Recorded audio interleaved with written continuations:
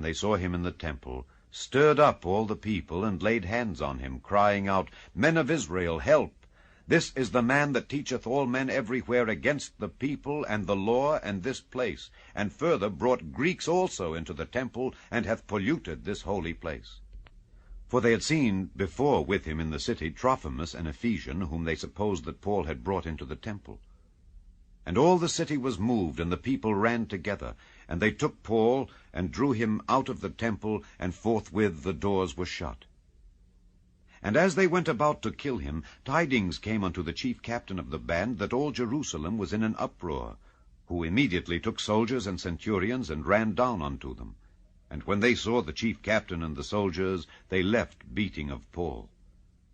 Then the chief captain came near, and took him, and commanded him to be bound with 2 chains, and demanded who he was, and what he had done. And some cried one thing, some another among the multitude. And when he could not know the certainty for the tumult, he commanded him to be carried into the castle.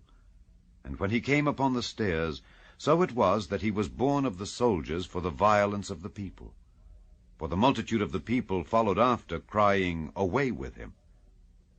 And as Paul was to be led into the castle, he said unto the chief captain, May I speak unto thee? Who said, Canst thou speak Greek? Art not thou that Egyptian, which before these days madest an uproar, and leddest out into the wilderness 4,000 men that were murderers? But Paul said, I am a man which am a Jew of Tarsus, a city in Cilicia, a citizen of no mean city, and I beseech thee, suffer me to speak unto the people.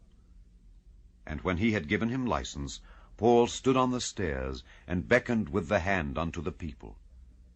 And when there was made a great silence, he spake unto them in the Hebrew tongue, saying, Chapter 22. Men, brethren, and fathers, hear ye my defense which I make now unto you.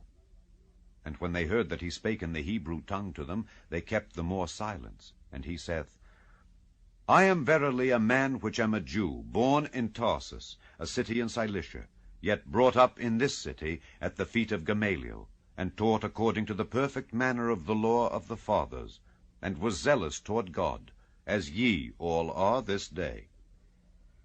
And I persecuted this way unto the death, binding and delivering into prisons both men and women, as also the high priest doth bear me witness, and all the estate of the elders, from whom also I received letters unto the brethren, and went to Damascus to bring them which were there bound unto Jerusalem for to be punished.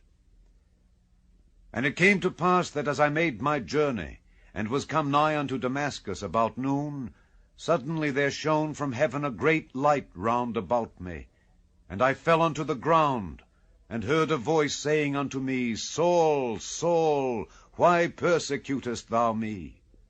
And I answered, Who art thou, Lord?